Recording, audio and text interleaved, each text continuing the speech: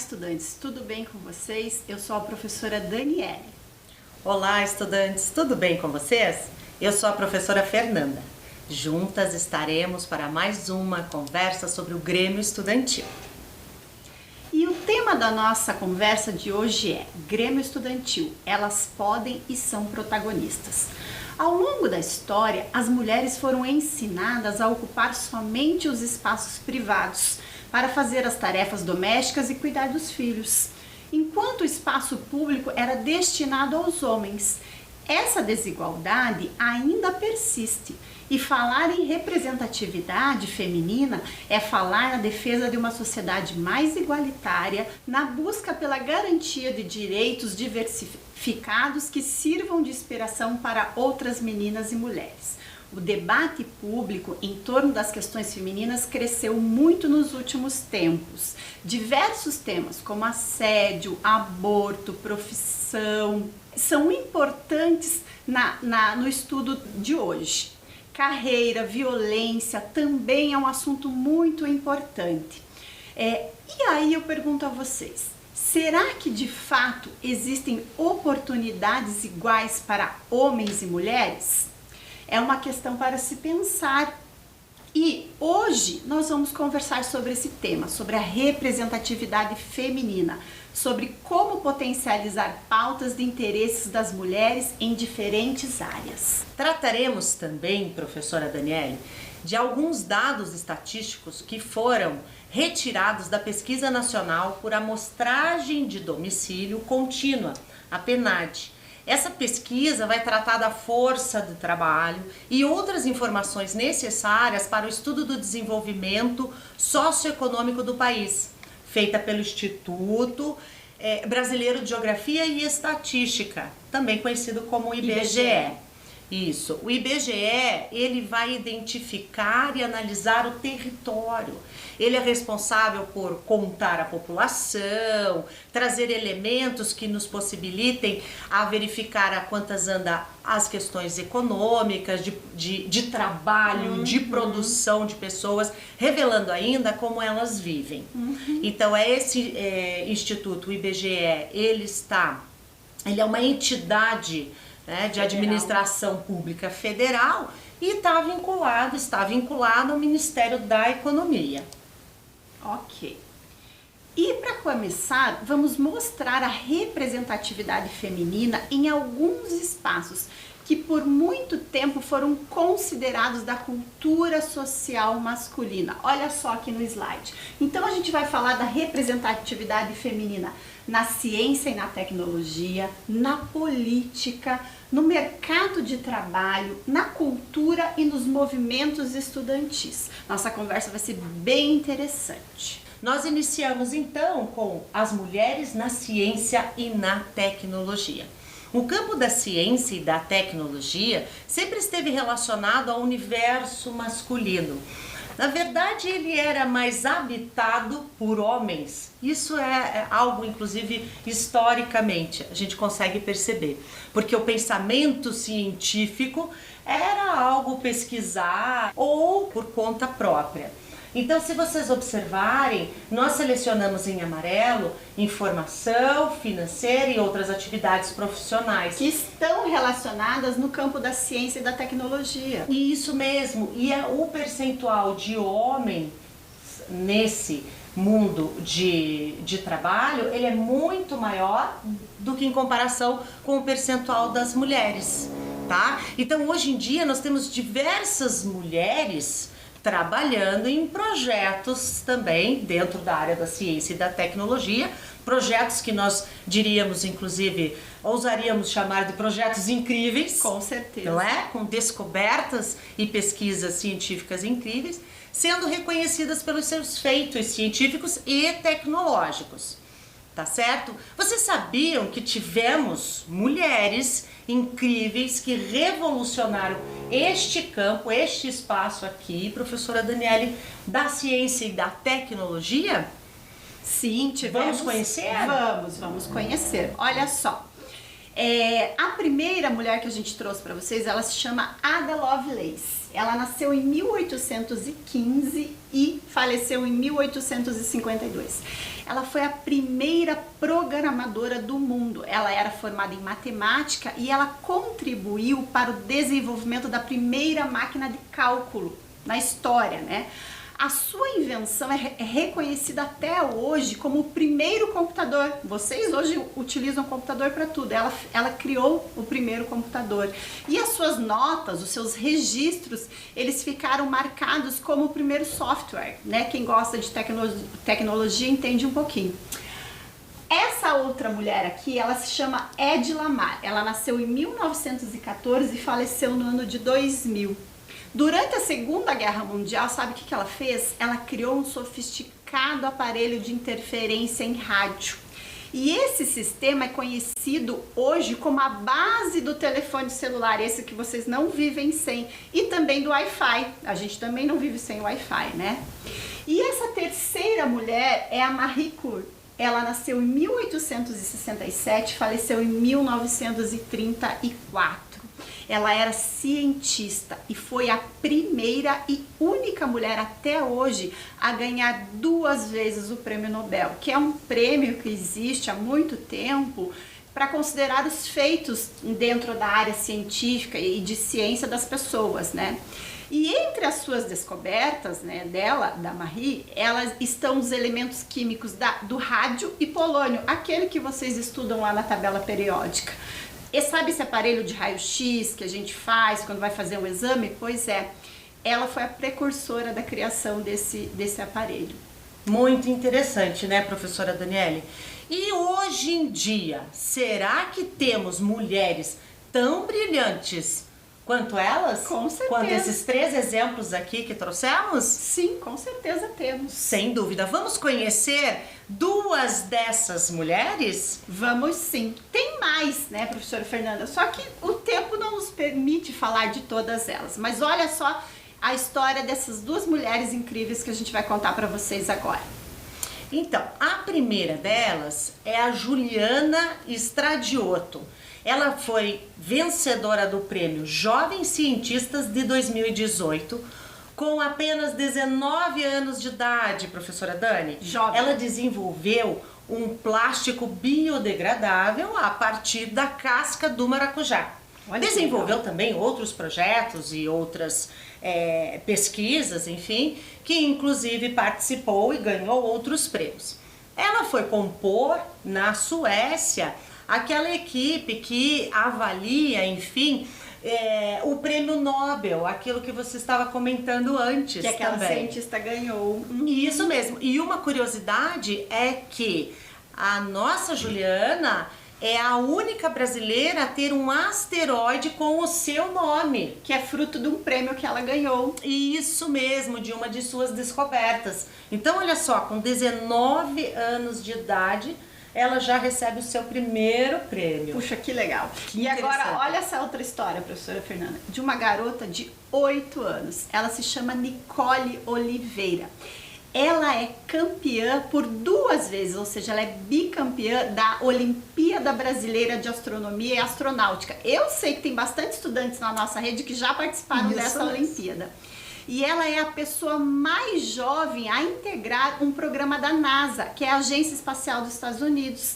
Neste programa que ela faz parte, ela aguarda uma avaliação para saber se 7 asteroides que ela descobriu nas pesquisas dela, se eles são inéditos. E esse processo, vocês sabiam que ele leva até 8 anos para ser finalizado e vai ser feito pela própria NASA. Então, quando o processo terminar, ela pode ser a pessoa mais jovem no mundo a ter descoberto esses asteroides. Olha que interessante. Nossa, muito, muito interessante e muito importante, não é mesmo? Seguindo aqui conosco, no universo da política. Então agora nós vamos para um outro campo dentro da sociedade em que a representatividade feminina será a nossa pauta para analisar aqui. Será que as mulheres estão se fazendo representar dentro desses espaços? Vamos saber. Então vamos lá. No universo da política, muitas mulheres ainda têm dificuldades em ocupar cargos de poder. tá? É até histórico isso, né? O campo da política é sempre um campo muito masculino, não é verdade? Outro detalhe, terem voz ativa nas tomadas de decisão, enfim, as mulheres ocuparem esses espaços dentro do cenário da política. Isso acontece também devido a questões históricas, que as mulheres foram, ao longo do tempo, ocupando-se com a atividade de casar e ter filhos. Então isso é algo histórico que a gente consegue perceber, e aí com essa demanda se afasta dessa vida política, dessa vida de representatividade, né?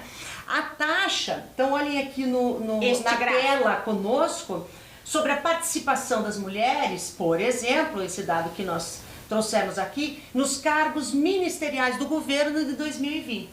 Então nós temos um total de vagas para o ministério de 17, 2 mulheres ocupando vagas de ministras, no ministério.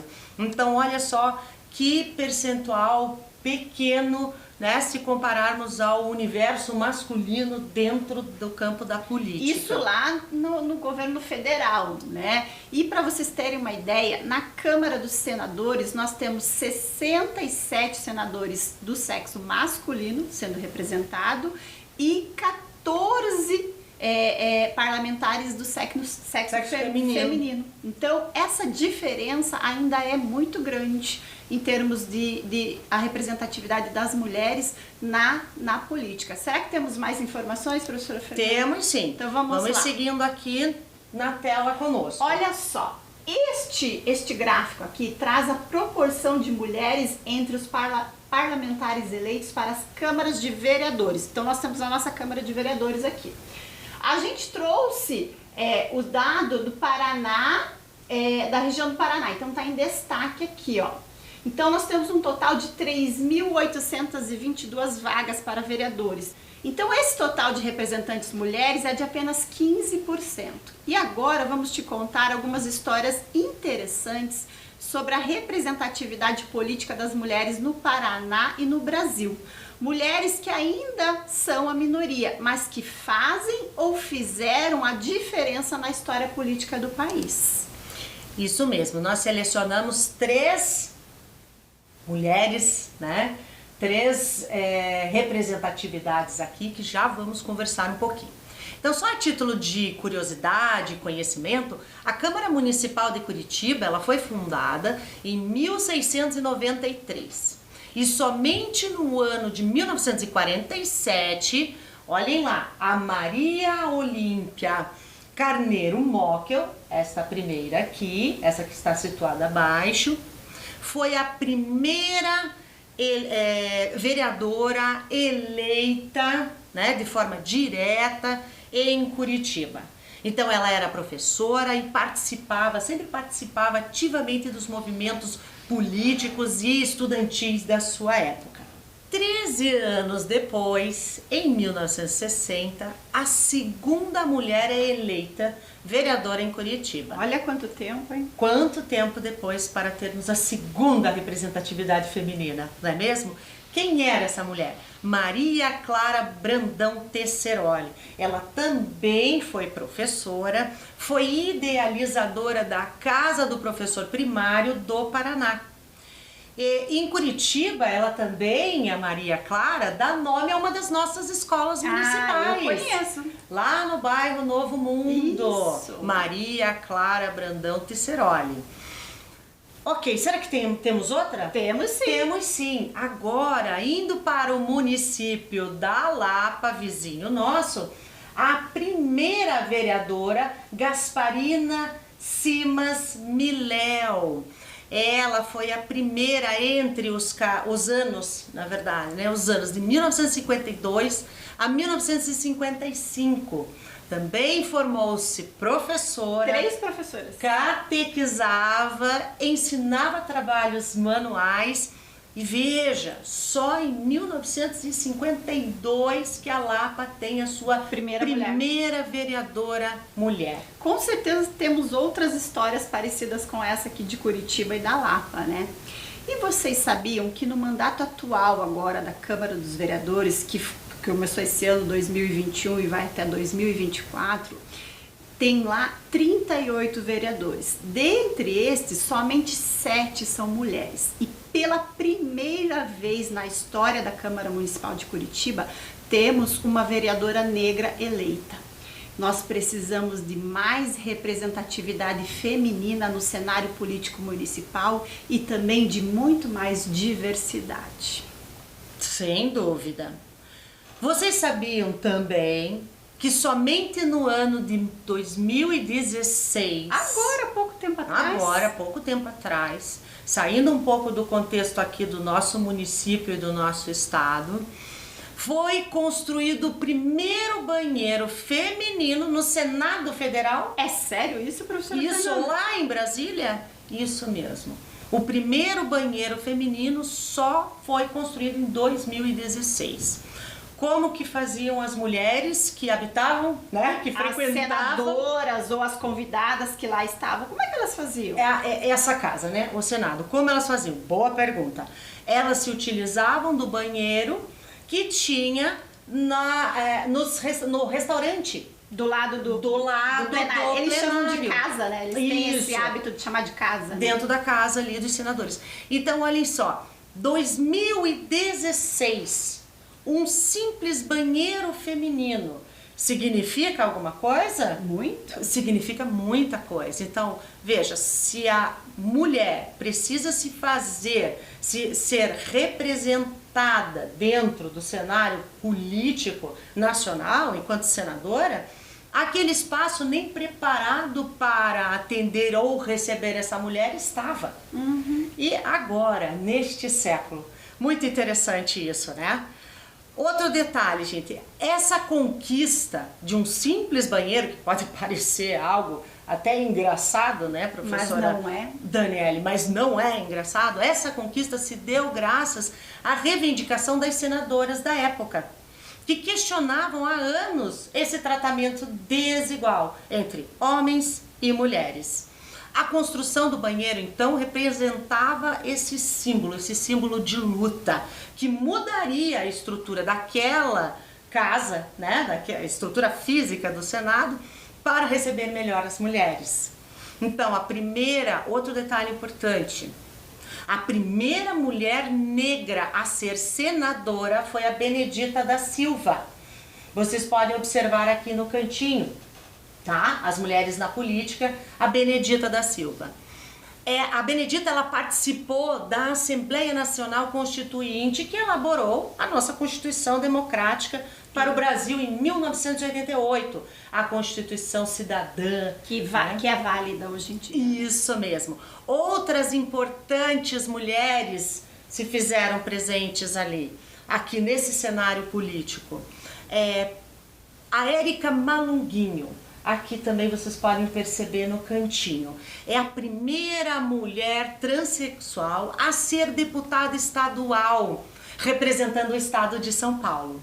E outra, a Joêmia Wapichana, a primeira mulher indígena a se tornar deputada federal, representando o seu estado de Roraima. E olha só o que essas mulheres têm a dizer para nós. Vamos ver aqui na tela. Os direitos sociais têm que ser vistos como investimento. Quando eu falo de saúde e sustentabilidade, está muito relacionado às mulheres jovens que sofrem com a discriminação, disse a deputada Joênia. Não é um banheiro que vai mudar toda a situação, mas o fato de não ter um banheiro no plenário é um indicativo de que a casa não foi preparada para as mulheres, disse a senadora Vanessa. A militância política do pobre começa no berço, no bairro e não no partido. Foi na rua que aprendi que preciso lutar pela igualdade social para homens e mulheres, disse a senadora Benedita. Acho que é importante o amadurecimento da ideia de que as lutas fundamentais transcendem o lugar partidário.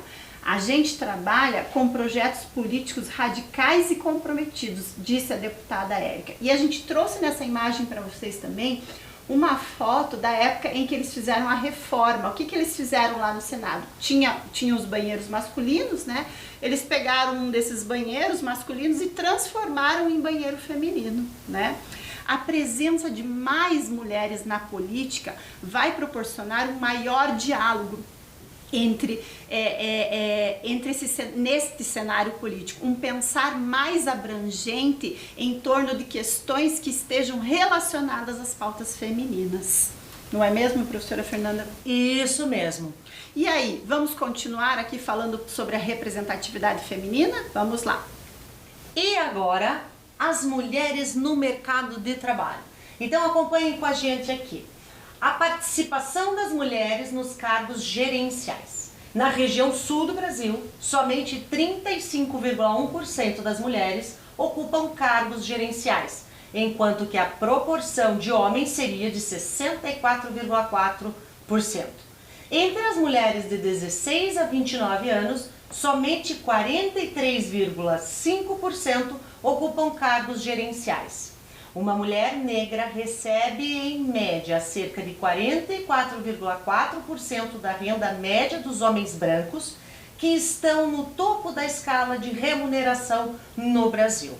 Sabemos que a inserção da mulher no mercado de trabalho foi uma grande conquista, porém a desigualdade de oportunidades e reconhecimento ainda continua. Para entender o porquê disso, é preciso compreender alguns pontos sobre os direitos trabalhistas das mulheres. Há muito tempo atrás, devido ao processo de industrialização que começou no país, as mulheres começaram a ser utilizadas como mão de obra nas fábricas e nas indústrias. E alguns direitos surgiram, porém eles não eram satisfatórios. Somente em 1988, com a promulgação da Constituição Federal, Constituição Cidadã, houve o estabelecimento do princípio da isonomia. Este princípio diz que todos são iguais perante a lei. E as mulheres tiveram os seus direitos trabalhistas firmados por meio da instituição da igualdade de gênero e da não discriminação. Desta forma, elas foram ocupando postos e lugares que por muito tempo foram tidos somente como masculinos ou dos homens. Isso mesmo. E para que a equidade seja de fato alcançada, é necessário que haja uma conscientização popular sobre a situação das mulheres, não apenas no mercado de trabalho, mas na sociedade como um todo. Não é mesmo? Por isso estamos conversando hoje sobre essa temática, essa discussão, essa representatividade feminina que é tão importante que seja discutido, que seja conversado dentro desse espaço Grêmio Estudantil, não é mesmo? Mesmo. Uhum. Outro detalhe importante é que devemos exigir os nossos direitos que possuímos, para que de fato eles sejam implementados na prática. E como que nós exigimos direitos? Quando nós os conhecemos. Então, isso é exercer cidadania? Sim. É exercer a cidadania. Sim, com certeza. Saber dos seus direitos, saber dos seus deveres para poder ir atrás, ir em busca, não é? Se fazer representar e por aí afora, né? Por aí vai. E como estamos falando sobre o mercado de trabalho feminino e a gente gosta de contar história, a gente traz a história de 3 mulheres que fazem diferença nos dias atuais. Elas são personalidades de destaque nas suas áreas. Olha só, acompanha aqui na tela. A Sandra Benites, ela é a primeira curadora indígena do Museu MASP, em São Paulo. Ela é antropóloga, educadora e estuda formas de apresentar a visão de mundo indígena e o processo que inclui a violência sofrida ao longo dos tempos por esses povos. Ela é, como eu falei para vocês, a primeira curadora. Curadora é aquela pessoa que organiza as exposições nos museus, cuida das peças, enfim, ela tem esse tipo de trabalho. Outra mulher interessante e importante falar é a Luísa Helena Trajano. Ela comanda uma rede de lojas de varejo e outras empresas. E esse ano ela foi considerada uma das 100 mulheres mais influentes do mundo pelo trabalho que ela faz. Temos mais alguém, professora Fernanda? Temos a presidente da Fundação Oswaldo Cruz, Anísia Trindade Lima. Na graduação, a Anísia sempre participava de movimentos estudantis e participou também de um movimento importante que era pró-democracia e da construção do centro acadêmico da universidade, né, E ela estava envolvida no movimento estudantil. Isso mesmo, sempre envolvida com os movimentos. Hoje ela é presidente dessa fundação, a Fundação Oswaldo Cruz, principal instituição de ciência e tecnologia da América Latina. Elas são destaques em suas áreas de trabalho e também exemplos de empoderamento, de determinação, com certeza de muita dedicação. Sim. Ousaram fazer escolhas. Sim. Ao longo das suas trajetórias. São mulheres inspiradoras, não são? Não tenho dúvida disso. Isso mesmo. E agora a gente vai falar um pouquinho das mulheres na cultura.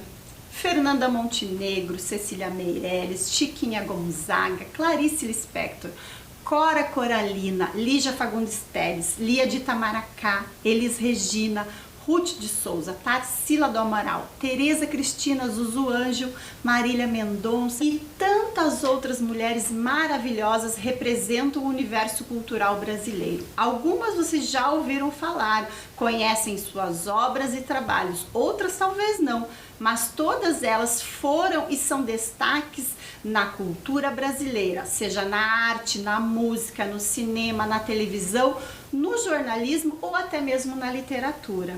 Isso mesmo, a representatividade feminina é de grande importância no universo cultural, né? Seus trabalhos são mais do que mero entretenimento, não é mesmo?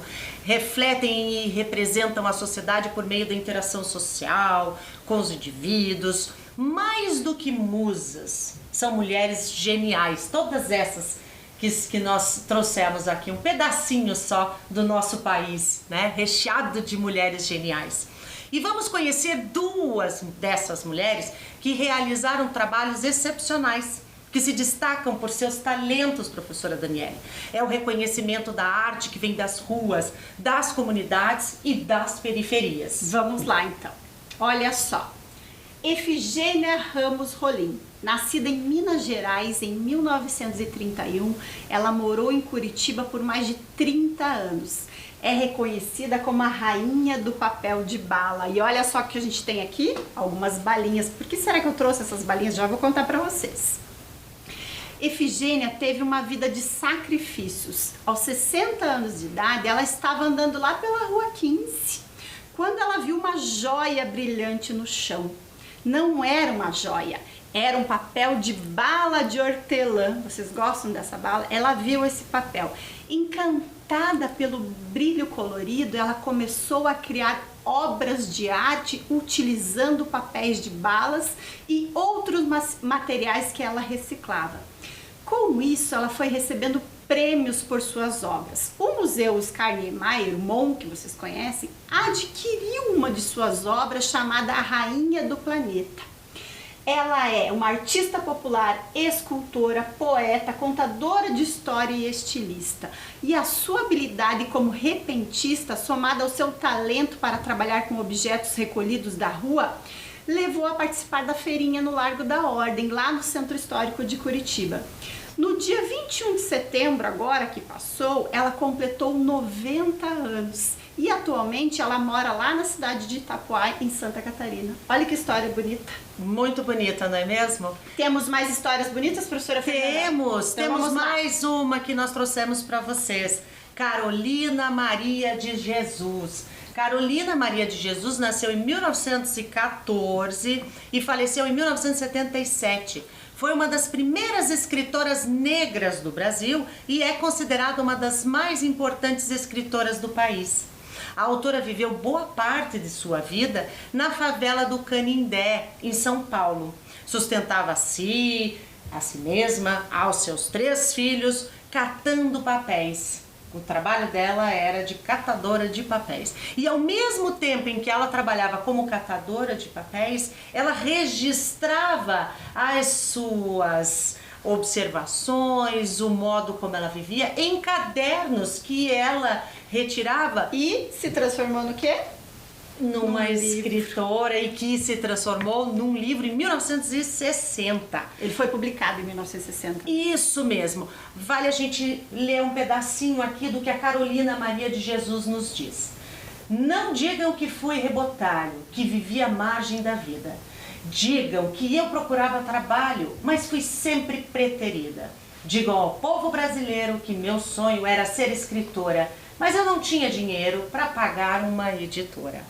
A obra vendeu mais de 1 milhão de exemplares e foi traduzida para 13 línguas, tornando-se um referencial importante para estudos culturais e sociais, tanto no Brasil como no exterior. No dia 25 de fevereiro deste ano, professora Dani, a Universidade Federal do Rio de Janeiro concedeu a Carolina o título de doutora honoris causa. Merecido. É um reconhecimento oferecido a pessoas com contribuições decisivas para a arte, ciência e cultura brasileiras. Muito linda a história dela, vale a pena conhecer. E o que nós vamos falar agora, professora Fernanda? Vamos continuar a nossa conversa, só que adentrar pelos movimentos sociais. A representatividade das mulheres dentro desses movimentos estudantis. Então, o que são esses movimentos sociais? Só para situá-los, os movimentos sociais, eles são movimentos formados por grupos de indivíduos que defendem uma causa social e ou uma causa política. É uma forma da população se organizar, expressar os seus desejos, as suas vontades, o que é que eles estão querendo discutir, reivindicar e por aí vai. As mulheres integram há muito tempo esses movimentos e é claro que o movimento estudantil faz parte desses grupos de participação das mulheres. Outro detalhe, a própria participação das mulheres nesses movimentos, elas têm aumentado a cada tempo. Isso não era assim no passado, não é verdade? Sim, sim. Isso mesmo. Outro detalhe importante, as mulheres queriam uma participação mais efetiva nesse campo político, social e econômico. E o movimento estudantil promove isso, né? Os movimentos sociais promovem isso. Isso mesmo, promove isso. Outro detalhe, romper com aquele padrão feminino. Ora, menina, mulher, moça, destinada ao matrimônio e a ter filhos. Então esse padrão é o que se queria romper. Então as mulheres vão ao mercado de trabalho, vão às ruas, vão reivindicar seus direitos e por aí vai. Agora vamos conversar um pouquinho sobre esses movimentos, se detendo sobre o movimento estudantil feminino. Vamos lá. Olha só. Nós temos diferentes entidades representando os nossos estudantes no Brasil. A União Nacional dos Estudantes, conhecida como UNE, representa milhões de universitários. Nós temos também a UBS, a União Brasileira dos Estudantes Secundaristas, que representam as escolas do ensino básico, fundamental e médio, essa que vocês estudam, do ensino técnico e pré-vestibular. E outras entidades também, como o Grêmio Estudantil da sua escola, por exemplo. A UNE promove a cada 2 anos o encontro de mulheres estudantes, que é considerado o maior encontro de mulheres estudantes feministas, e um dos maiores da América Latina. Nos seus 83 anos de existência, a UNE teve apenas 8 mulheres presidentas. A atual presidenta da UNE se chama Bruna Brelas e ela tornou-se a primeira mulher negra e nortista a comandar a UNE. Olha só que legal. E a UBS, então, sabia, professora Daniele, ela também tem uma presidenta mulher, a União Brasileira dos Estudantes Secundaristas. É a Rosana Barroso. É vestibulanda e representa mais de 40 milhões de estudantes secundaristas. Ela é criadora da campanha Vida, Pão, Vacina e Educação. O espaço da mulher na política precisa ser conquistado todos os dias. Sim. É bom lembrar sempre que o espaço político é de Todos. todos. Sempre. Isso mesmo. E no Paraná, será que temos representatividade? Temos sim. A UP, União Paranaense dos Estudantes, e a UPES, União Paranaense dos Estudantes Secundaristas. E a participação das mulheres é muito importante nessas entidades. Se vocês estão lembrados, já conversamos sobre cada uma delas aqui. E em Curitiba, professora Fernanda, como os estudantes estão representados? Em algumas das nossas escolas municipais temos o Grêmio Estudantil. Vamos saber um pouco mais sobre como anda a representatividade das nossas meninas estudantes nesses grêmios. Vamos lá? Vamos lá. Então, observem a tela aqui. As mulheres no Grêmio Estudantil da Rede Municipal de Ensino de Curitiba. Nós tivemos em 2019 as eleições para o Grêmio Estudantil nas escolas da rede, nessas 12 escolas da rede municipal. 294 estudantes representantes do sexo feminino e 188 representantes do sexo masculino compunham as chapas eleitorais. Então eram estudantes concorrendo à eleição dos grêmios estudantis e um montante de mais de 40 chapas eleitorais nessas 12 escolas. Totalizando uns 400 e poucos estudantes, né? Isso mesmo. No total, né? E olha só que interessante essa informação aqui, ó. A quantidade de candidatas à presidência. Então, nessas todas as chapas que a professora Fernanda falou, nós temos 31 estudantes candidatas à presidência, tivemos, né? E 11 estudantes candidatos à presidência. E aí, teve a eleição. E como que foi o resultado? Vamos saber? Olha lá. 9 meninas presidentas e 3 meninos presidentes. Então, aqui na rede municipal, nas nossas escolas, o Grêmio Estudantil tem uma representação, uma representatividade muito maior de meninas, mulheres, estudantes. E isso é interessante observar. É significativo. É bem significativo. E que tomara que para 2022 as eleições aconteçam, né? Nós não tivemos em 2020 nem em 2021, e que essas estudantes, mulheres, meninas, se façam presentes. Com certeza. E agora nós vamos conhecer algumas iniciativas que apoiam as mulheres por meio da divulgação dos seus trabalhos.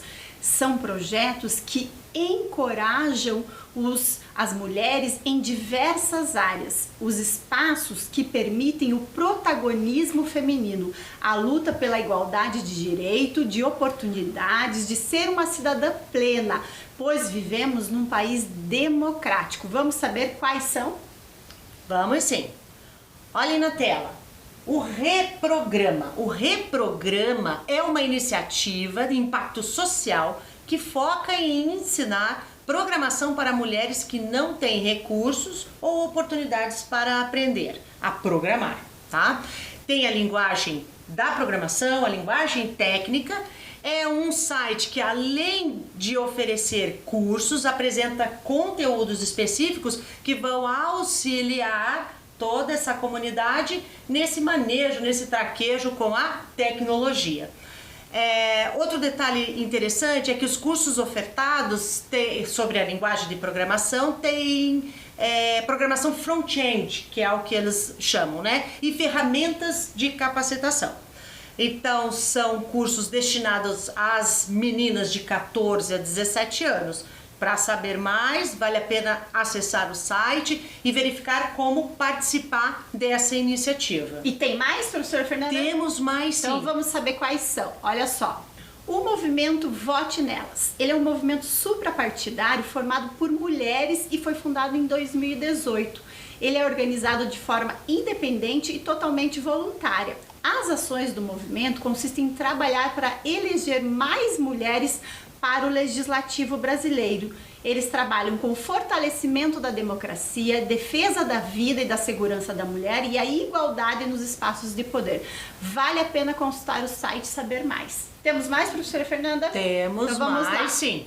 Temos o Winiteca @pede um livro, professora Dani. O projeto Interessante, né? O projeto criado pela acadêmica Winnie Bueno, que atua na luta antirracista. Chegou no Twitter em 2019. O @Winnieteca busca conectar pessoas negras que querem ler, mas não têm acesso a livros, a pessoas que podem doar um exemplar. Engajador, o projeto migrou do perfil pessoal da Winnie na plataforma para uma conta própria, com o apoio do Twitter e do site Gélides. A ideia, segundo ela, a Winnie, é que esse tema se espalhe e ajude pessoas negras em formação. Que legal. Então, olha o que ela diz. Embora as universidades, principalmente as públicas, tenham bibliotecas, os livros dos intelectuais negros não estão lá ou não são em grande número dentro, não estão, em grande número dentro dessas bibliotecas. Então é mais uma iniciativa para um público expressivo, específico de mulheres. Muito legal. Temos mais? Temos mais. Vamos saber quais são. Olha só. Girls Rock Camp. Opa, já gostei. O projeto organiza e promove de forma 100% voluntária atividades que abordam o desenvolvimento da autoestima, liberdade de expressão e feminismo, usando a música como pano de fundo. Oficinas, shows, rodas de conversa, colônia de férias. Tudo é realizado exclusivamente por mulheres, para as mulheres. E aqui em Curitiba as meninas têm acesso, isso mesmo, a esse tipo de atividades intercaladas com práticas musicais. Vale a pena conferir. Quer saber? Acessem. Entra no site deles. Acessem o site, isso mesmo. Temos mais uma iniciativa bem interessante. Olha só, o Plano Municipal de Políticas para Mulheres de Curitiba. O plano ainda não está em vigor. Ele vai nortear as ações que serão desenvolvidas pela Assessoria de Direitos Humanos, direcionando atendimentos das necessidades específicas das mulheres. O plano valerá pelos próximos 4 anos, com vigência de 2022 a 2025.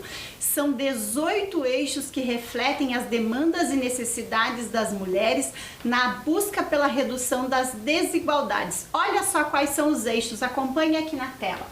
Direito para as mulheres, enfrentamento às violências, assistência social, saúde, educação, trabalho, empreendedorismo, segurança pública da Guarda Municipal, habitação, segurança alimentar e nutricional. Turismo, atenção às servidoras e aos servidores, esporte e lazer, atenção às mulheres com deficiência, meio ambiente, trânsito, cultura, transporte público e comunicação social e mídias. Bem interessante esse plano.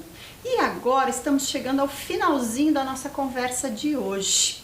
E ao longo desta conversa, nós percebemos que a representatividade feminina é um meio de identificar e compreender que as mulheres não estão sozinhas, que suas lutas são em conjunto e promovem mudanças. Os filmes, as novelas, as histórias, as músicas contam histórias e nos inspiram. A presença das mulheres na política, na ciência, na tecnologia, no mercado de trabalho comprovam que esses espaços, antes dominados pelos homens, estão sendo ocupados pelas mulheres e crescendo. E é necessário que se continue assim. Volto àquela questão inicial lá do começo da nossa conversa. Será que, de fato, existem oportunidades iguais para homens e mulheres? Excelente pergunta, não é mesmo, professora Daniele? Na verdade, nós não temos uma única resposta ou uma resposta adequada, imediata a essa questão. O resultado nosso é de lutas, sim, de muitas lutas mesmo. Então, a ideia é que nós, mulheres, continuemos a conquistar o nosso lugar dentro da sociedade, a conquistar igualdade salarial, a respeito, a ambientes menos machistas E para tudo isso nós precisamos continuar nos fazendo representar Com e certeza. representando a nós mesmas, não é mesmo? Uma realidade mais igualitária e equânime é o que a gente quer, o que a gente busca. E nesse cenário todo de representatividade feminina, devemos o que então? Continuar a nossa luta. Pessoal, muito obrigada pela nossa conversa de hoje e até o próximo encontro. Tchau! Até o próximo encontro.